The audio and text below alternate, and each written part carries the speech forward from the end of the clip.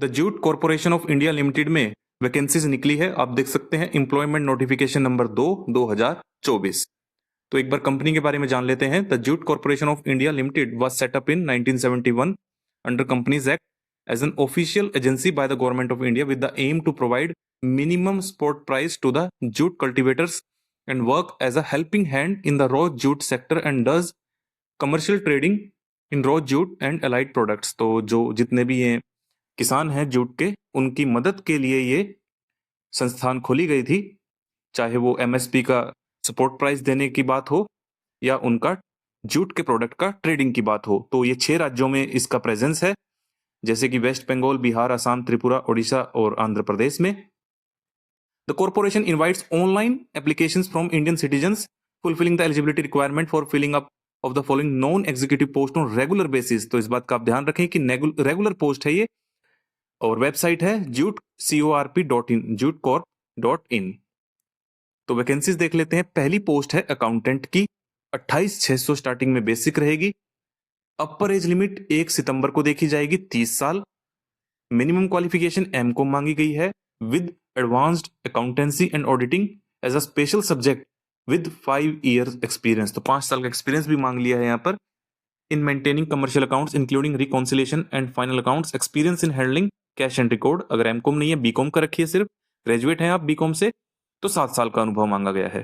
Desirable क्या है? CA, cost and work accountant, ये सब अगर आप हैं, एसोसिएट सीए हैं तो डिजायरेबल है। वैसे बीकॉम या एमकॉम से भी काम चल जाएगा। नंबर ऑफ वैकेंसीज 23 है। कैटेगरी वाइज बाइफरकेशन आप देख लें।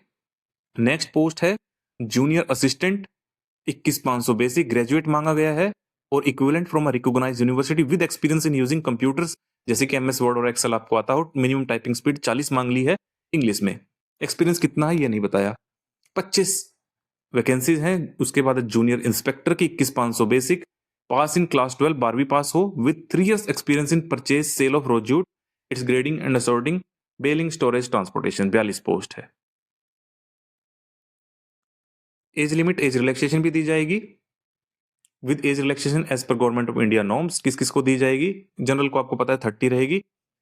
अब इसमें ईडब्ल्यूएस और ओबीसी क्रीमी लेयर को भी रख लिया गया है। नॉन क्रीमी लेयर के लिए 3 साल यानी कि 33 साल रहेगी। एससी एसटी के लिए 35। तो ऐसे ही आप देख लें जिस भी कैटेगरी में है। Age relaxation for internal employees, ये इंटरनल इंप्लॉयज के लिए, जो एग्जिस्टिंग इंप्लॉयज हैं, आपके काम का नहीं है ये, जो डायरेक्ट रिक्रूटमेंट के लिए है।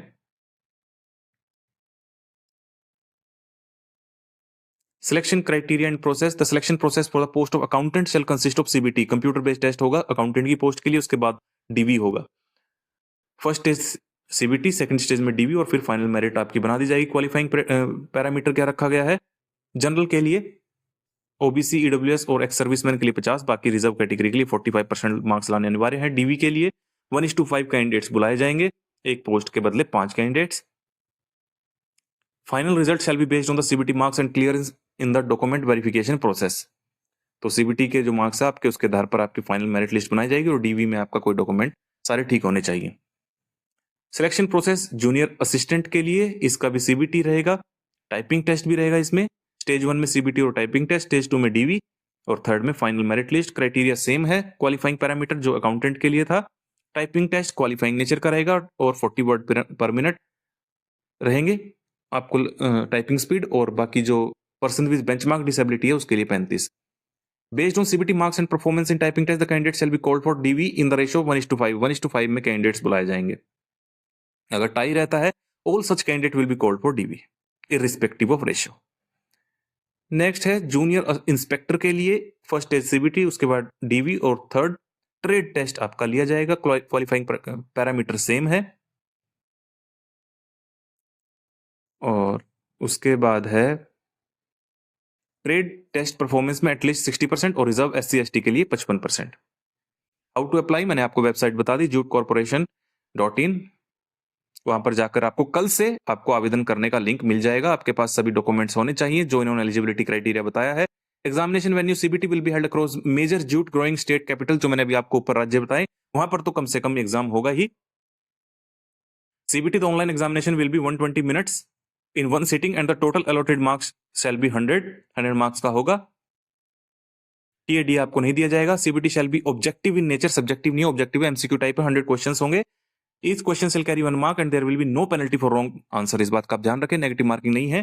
No marks will be awarded for unattempted question। Obvious सी बात है। The question paper shall be bilingual, Hindi और इंग्लिश में क्वेश्चन आपसे पूछे जाएंगे। Additionally for the post of JA यानी कि junior assistant there will be a typing test on the very date of CBT which shall be in qualifying nature. Qualifying nature का मैंने आपको ऊपर ही बता दिया। मेरिट लिस्ट भी मैंने आपको बता दी कैसे कैसे बनाई जाएगी, एक बार आप खुद पढ़ लें, मैंने आपको वैसे आपको ऊपर बता दिया है। कट ऑफ डेट 1 सितंबर रखी गई है जितनी भी क्वालिफिकेशन है उन सब के लिए। अगर आपको कोई प्रॉब्लम आती है तो यहाँ पर हेल्प डेस्क नंबर दिए गए हैं, इंपॉर्टेंट डेट्स दी गई है। 10 तारीख से आवेदन शुरू हो जाएंगे, लास्ट डेट है 30 तारीख। ऑनलाइन ही आपको आवेदन करने हैं। ये कुछ सर्टिफिकेट्स दिए हैं, ये आप अपलोड कर सकते हैं। तो बस आप इस वीडियो को ज्यादा से ज्यादा शेयर करें, एलिजिबल है तो अप्लाई करें और शेयर जरूर करें ताकि और भी कैंडिडेट्स तक इंफॉर्मेशन पहुंच जाए। वीडियो को लाइक करें, चैनल को सब्सक्राइब करें। ये सारे सर्टिफिकेट्स नीचे दिए गए हैं।